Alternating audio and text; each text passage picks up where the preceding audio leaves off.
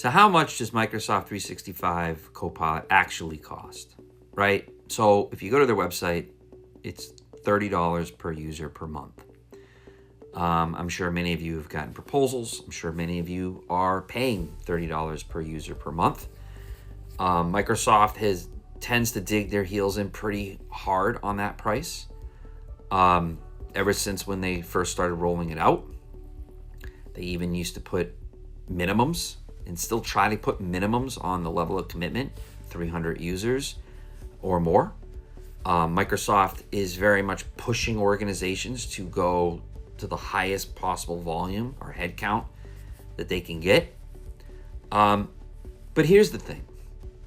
Beyond just the ability to negotiate $30 per user per month down, which is obviously part of how every customer should be approaching Microsoft, right? The strategy, the story behind that, the win that comes with that, right? All of that. And that's not really what I want to talk about today.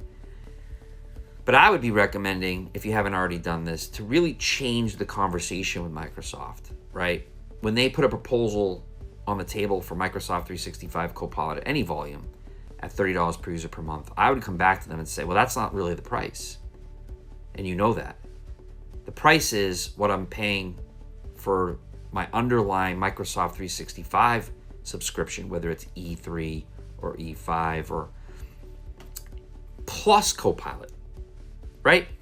So if you think about it, that's how much it's going to cost me. Because when we assign subscribe licenses to our employees, we're giving them the Microsoft 365 and then the Copilot on top of it. That's the total price, Microsoft. So what you're doing for me on my underlying pricing. So if I'm at renewal, don't hit me with a massive uplift.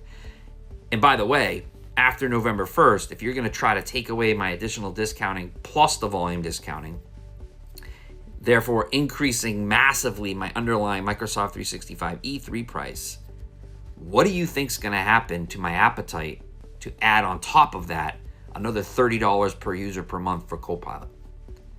It's not going to be good. And it's going to be problematic for you, Microsoft, right? This is how I'd be approaching Microsoft when they try to push Microsoft 365 Copilot.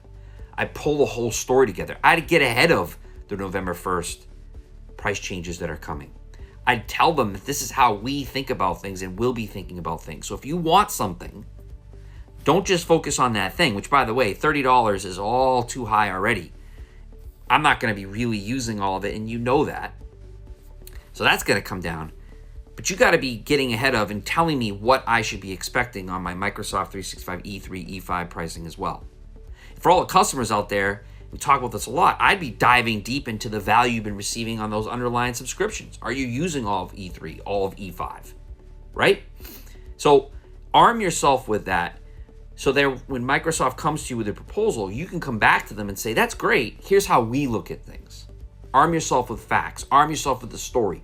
Arm yourself with the possibility of putting it in front of Microsoft.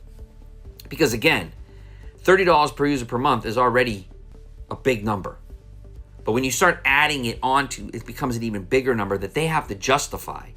And that in and of itself starts to create leverage. That starts to create an ability to achieve not only better pricing on Copilot should you go down that path, but underlying totality pricing around your user profile. Last thing, what you're going to pay today is obviously really important. Focus there. But you better make sure you have renewal protections.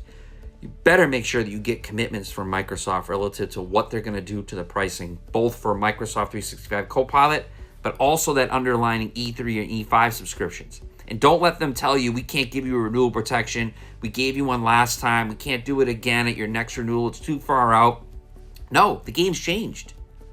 Because now Copilot plus Microsoft 365 E3 is my subscription. That's new to us.